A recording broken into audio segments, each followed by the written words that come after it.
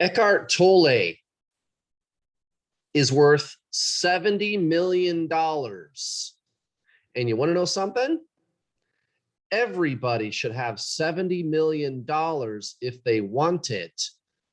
Inevitably, there's bound to be somebody somewhere, and unfortunately, there's too many people like this, who, when I say Eckhart Tolle is worth $70 million, they're going to cringe and they're going to say, well, he should be working for free. He should be giving away his services. Right? And then funny thing, the next day, that same person turns around and they can't figure out why they're so unhappy, and they can't figure out why it's so hard for them to pay their bills and buy nice things for themselves, and they're tired of being broke, and they're envious of people that have money. Do you see the cycle here? And then if you point that out to them, they're going to go, no, I don't. No, I don't. I don't care about, I'm fine. I don't need money. Right? They're really negative about money because they have been programmed. They have succumbed to cultural conditioning around money. And it's like, where did the belief that money is bad come from? Well, it came from the Bible. Money is the root of all evil. No, that is not what the Bible says. Why don't you go look and see what the Bible actually says? It does not say money is the root of all evil. It says love of money is the root of all evil. And let's be clear about the context, because it's one thing to love money, which I highly encourage, but what the Bible means when it says love of money is like worshiping money, like making an idol out of it, putting it up on a pedestal, making that like the only fucking reason you get out of bed. You know, like the super rich,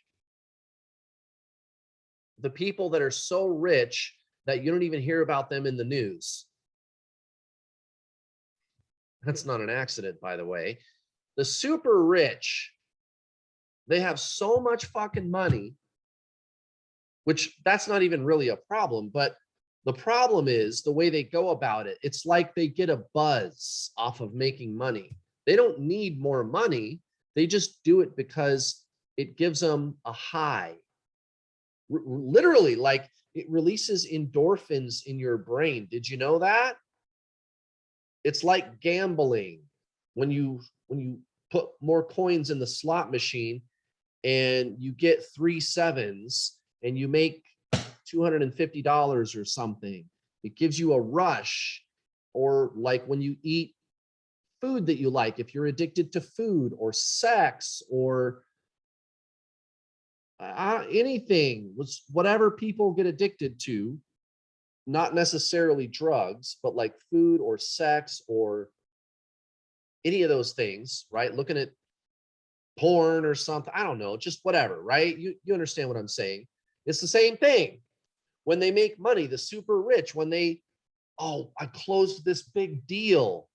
I got this big deal closed, and they make like $10 million. It's an endorphin rush, right?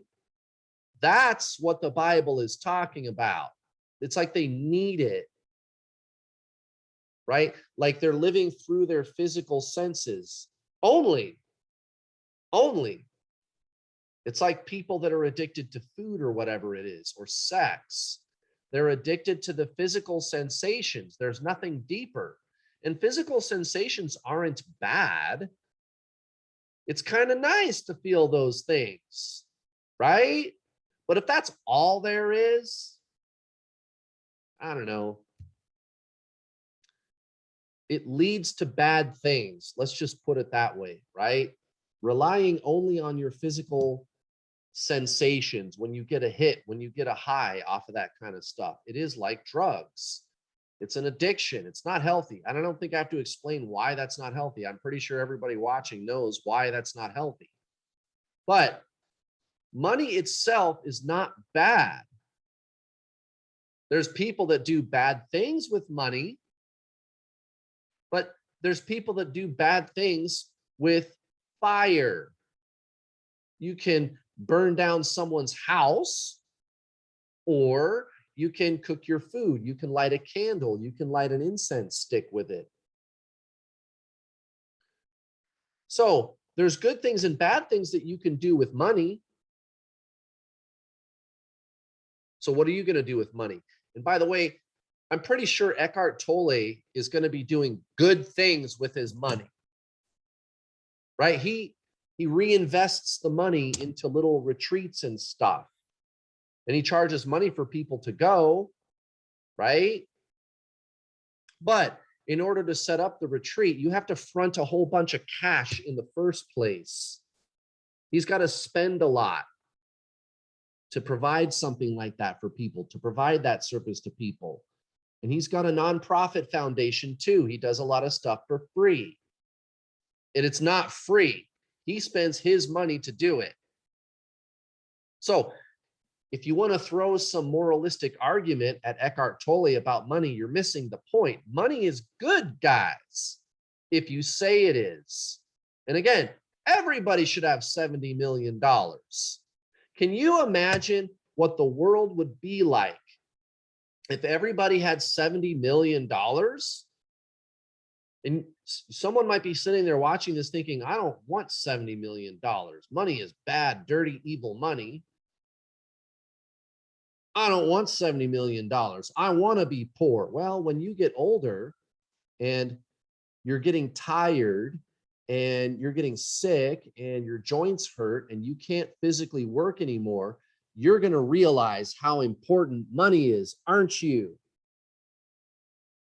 I've actually had people tell me that. Somebody that is basically a dried up old hippie who believed all the hype about money is bad or dirty, evil money. We can't do money. Money isn't important. Money doesn't matter. That whole mindset, money isn't important. Money doesn't matter. All that matters is love, man. We don't need that dirty, evil money, dude. Money is bad, man. We just want peace, love, and hair grease and flowers and shit, dude. Yeah, the system is bad because money is bad. And then they hit 65 and they can't physically fucking work anymore and they don't have 2 pennies to rub together. And I had that person tell me, I'm starting to realize how important money really is. And I fucked up and now it's too late for me to do anything about it. And you could go blame the system because you could go a step further and I should be given accommodations. I should be given accommodations. Yeah, maybe you should. But it's the mindset that they had earlier on in life that is causing the system to be what it is. You're contributing to that with your lack mentality. Maybe there's not enough money to provide for your ass. Maybe you should have free accommodations, but how are we going to pay for it? Look, if you want to hate on money, go ahead. I'm not here to preach and tell you what you should or shouldn't do. But here's the thing, guys. Everything is a two-sided coin. There's good and there's bad. And if you ask me, it's probably not an accident that the cultural myth around money is that it is bad. Who put that there? Think about it. There's an incredible disproportionate balance of money in the world. Okay. And that, right, if you just look at it just surface level, you could look at that and go, yeah, see, money is bad. It shouldn't be like that. The system is fucked. We shouldn't even have money. Everybody should just share. And I'll get to that in a second. Because that's not going to work, guys. That's not going to work. Okay, yeah, we can share, but what you're talking about is a barter system. Fuck that. I'm not going to barter with people. I don't have time for that shit. Give me something that everybody accepts. Anyway, you look at how disproportionate wealth is distributed in this money, in this world, where you've got It's not 1%, guys. It's like 1/1000th of 0.1%. You follow me? It's not 1%. That's just a saying. That's just a figure of speech, right? It's the 1%, those guys, right? It's more like 1/1000th of 0.1% have almost 100% of the world's wealth. You realize the entire rest of the Earth's population has so little money to share compared to what those fuckers have. And I gotta tell you, I think those are some evil, crooked people at the very top. And you don't even get to see those people. We're told that Jeff Bezos is the richest guy in the world. No, he's fucking not. Okay, he's an underling. He's an underling. Okay, he's a middleman. He's the, like in a bird cage. You know how you put newspaper at the bottom of the bird cage? It's for the bird to shit on. It's to catch the bird shit. He's the piece of newspaper at the bottom of the bird cage, all right? The people that really have the most money in the world, they don't want you to even know that they exist. They do not want you talking about them at all. They're never in the news, okay? And it's not very hard for you to find information about those people these days. You just have to look. And I don't recommend using the search engine that starts with this letter. I don't recommend using that particular search engine. Anyway, I think those people, the really actual richest people in the world that nobody talks about because they own the news media, and the news media, because it is owned by them, they won't be talked about, right? They own the news media. There's 5 or 6, literally 5 or 6 companies that own the entire news media in the Western world. That's a fact, and everybody knows that. It's like the elephant in the room that nobody talks about, right? It's like having a giant tumor in your head and you never fucking talk about it.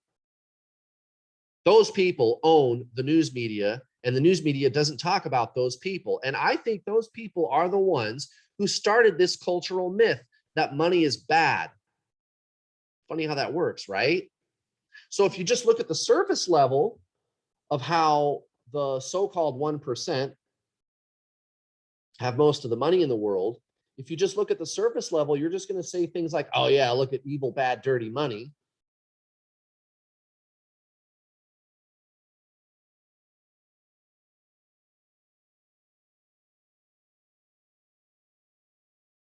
But if you dig a little bit deeper, it turns out that the 1%, so-called 1%, way less than 1%, the so-called 1%, those are the guys. Those are the ones that started the myth a long time ago.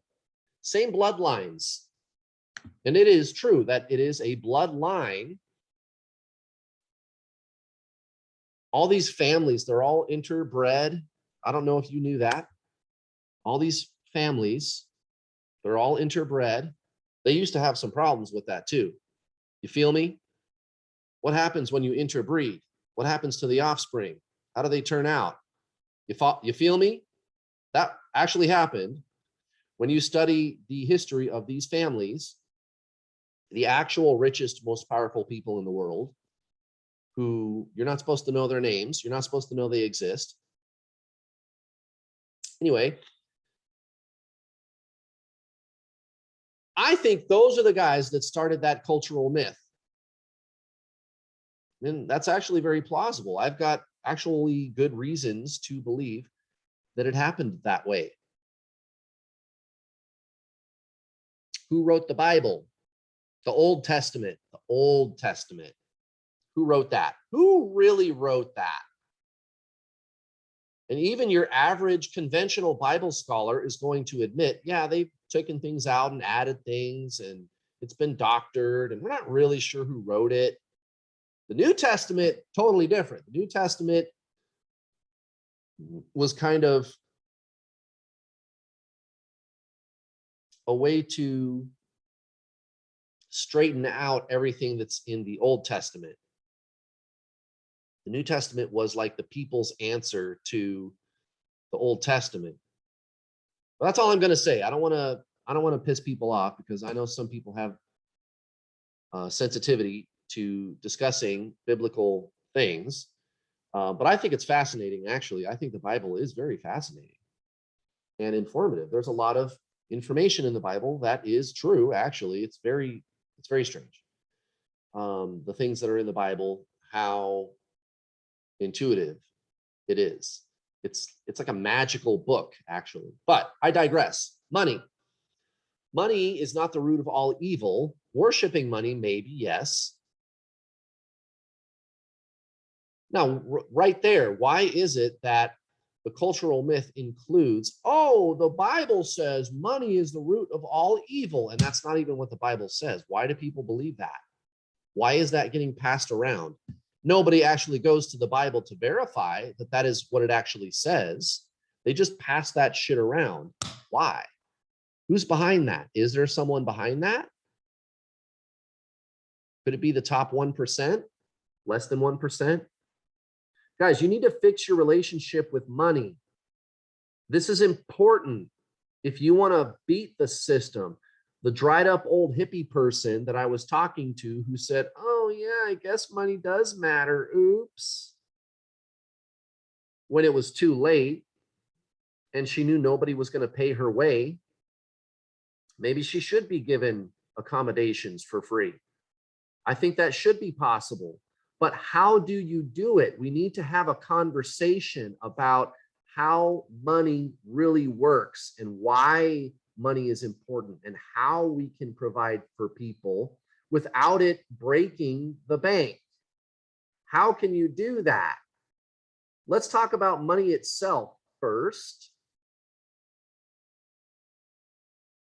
Why do we have money? Well, let's say I am a wheat farmer. I grow wheat. I need a pair of shoes. So I go to the shoemaker and I say, hey, I'll trade you some wheat for a pair of shoes. And the shoe farmer says, I don't eat wheat. Do you have any corn? No. Oh, sorry, dude. I can't help you. I can't trade you. Now, some socialist might come in there and go, he should give you the shoes for free. That's fucking slavery, and that's unethical. It's wrong. You can't force somebody to work for you for free. If somebody can forcibly take your labor from you, that makes you a slave, dude. So fuck you, socialist dude. I'm not saying all socialism is bad. That's like fucking communism. No, the shoemaker should not provide free labor for me. That's wrong. It's totally unethical. It's slavery. No. You need to get that shit out of your head right now. Can we share? Should we be able to give things to people for free when they are in need and they cannot provide for themselves? Yes, of course. Hello. But able-bodied people, if you can move your hands, your feet, and your mouth, and it doesn't hurt, you need to get your ass to work. You need to find something to do, dude. Now, back to my story. I still need a pair of shoes. The guy wants corn. Oh, I know. I'm going to find somebody who grows corn and see if they want wheat. So I go to the corn grower and he goes, I don't need wheat either. Son of a bitch. Okay, what do you need? He goes, I need nails. Okay, so I'm going to go find someone that makes nails. He doesn't need wheat either, but he needs lumber. So I got to go to the lumberjack. And the lumberjack says, I do need wheat. Oh, God, thank God. Cool. How much wheat do you need? Please take as much as possible and give me some fucking lumber. And so we trade. And then I go to the nail maker and I give him the lumber. And then I go to the corn grower and I give him the nails and I get the corn and I go get a pair of shoes. What a pain in the ass. I know. Why don't we just use little pieces of paper and agree to exchange them for things? Now, even the money changers, as I have called them, that's the less than 1/1000th of 1/10% of the people that have almost all the world's wealth. The money changers have figured out how to manipulate money itself. So when you look at the banking system and you look at the central banks of every country, and they're all tied to like a big central bank of the world, which they don't talk about on the news. They don't talk about this stuff. You find out that money itself in your country is a debt. It's not actually money, it is a note. And it says that on the money. It is a note, it is a debt. You have to pay it back with interest. Well, how am I going to pay back the principal and the interest when the actual thing that I'm using for money is the debt? It's a zero-sum game, guys. The system is stacked for you to lose.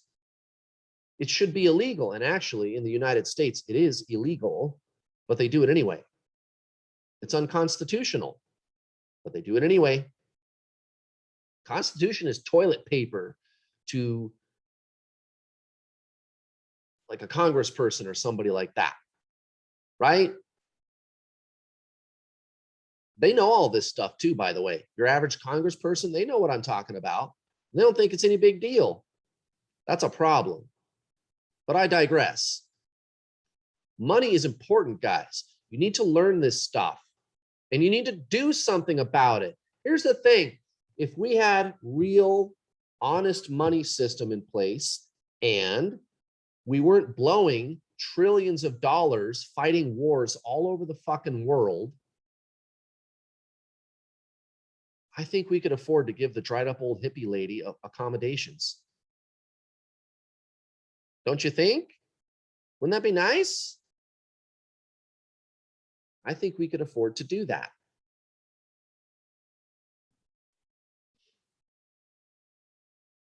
And we should. Yeah, she made a mistake. Everybody makes mistakes. Doesn't mean she needs to live out on the street. Somebody has to make the money and you have to produce more than you give away. Duh. So we got to do that. The problem is when you give away more than you produce. That's when it becomes unhinged, right? You have to produce more than you give. Somebody's got to work. And you can't take people's labor by force. You can't do that. And there's actually ways to structure things so that you don't have to do it that way. But you guys, here's what I'm telling you. There's answers to these questions about all the world's problems around the topic of abundance and money. That's what I'm trying to tell you.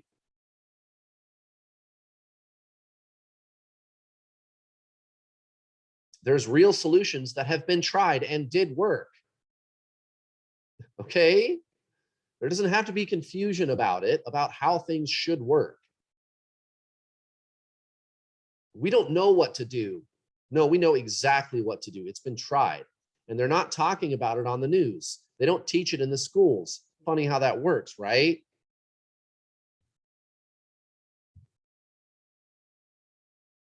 Money is information. It's a tool.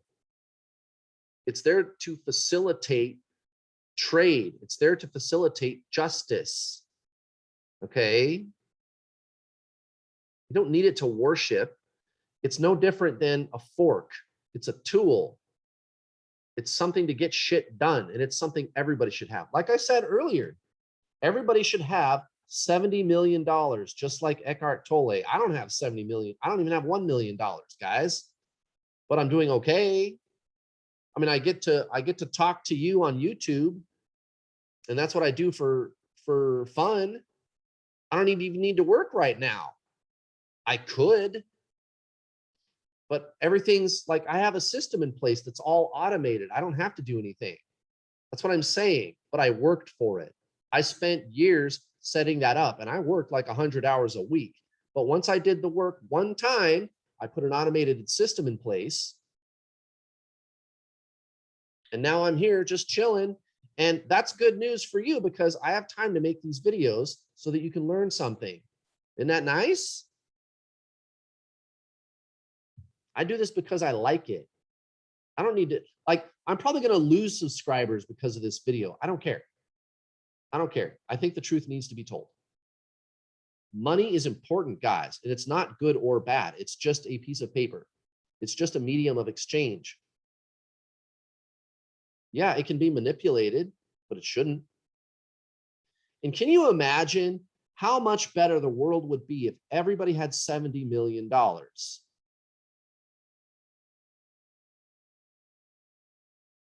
There would be no poverty. There'd probably be almost no crime to speak of. It is true that industrialized countries, first world countries, there is far less crime than there is in third world countries. Guys, when you don't have 2 fucking pennies to rub together, when you have literally no money to buy food, and everybody in your whole entire country lives like that, there's going to be problems, guys. There's bound to be little rogue pockets of people who buy guns and go around stealing things, right? And they call those militias. And that's where you have those problems because nobody has any fucking food. And why is it like that in those countries? Well, I would direct your attention to the big banks.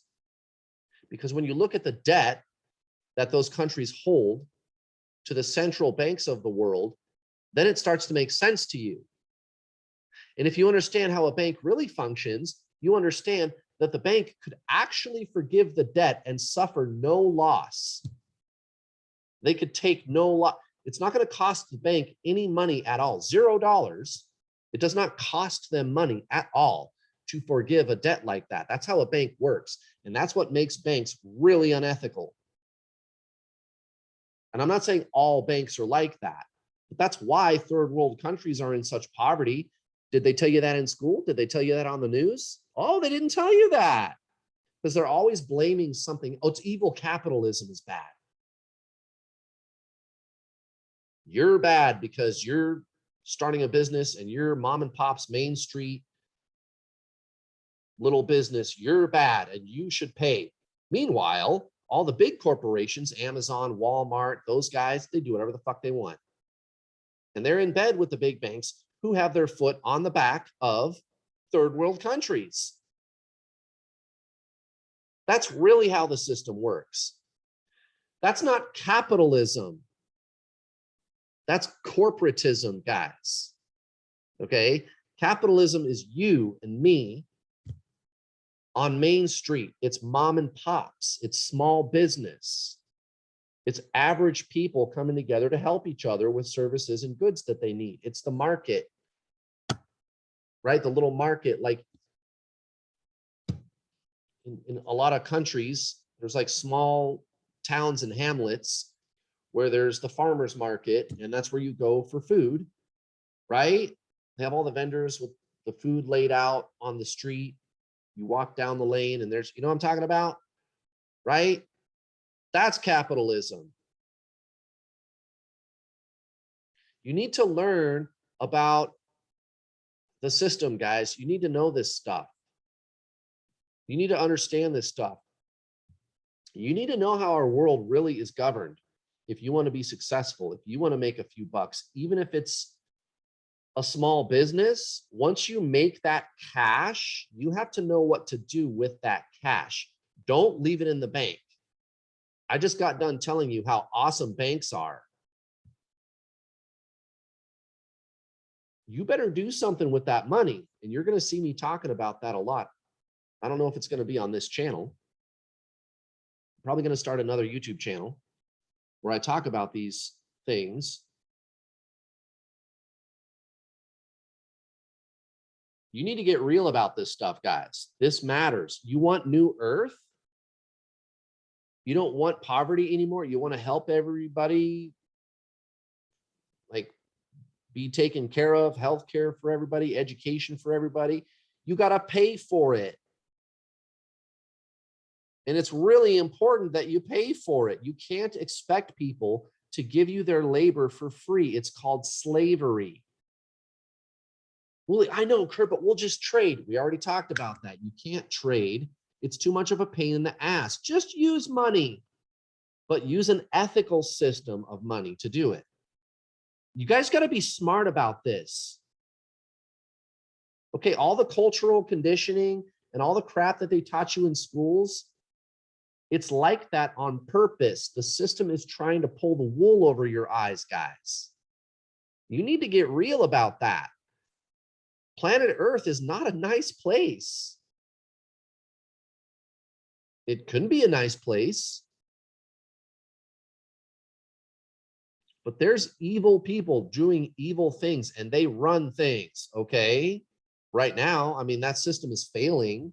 Good. But this is important, guys. We have to replace the old evil system with a good system. That means you need to be smart about this. You need to think about this stuff and you need to be fucking serious about this. Don't just sit there going, yeah, and then go back to what you were doing. I know I'm a good speaker and I can motivate you and you can get excited, but you got to take that energy of excitement and do something with it, guys. This is important. We have a new world to build. This is life or death. You guys got to take this shit seriously. And I'm going to help you. So stay tuned.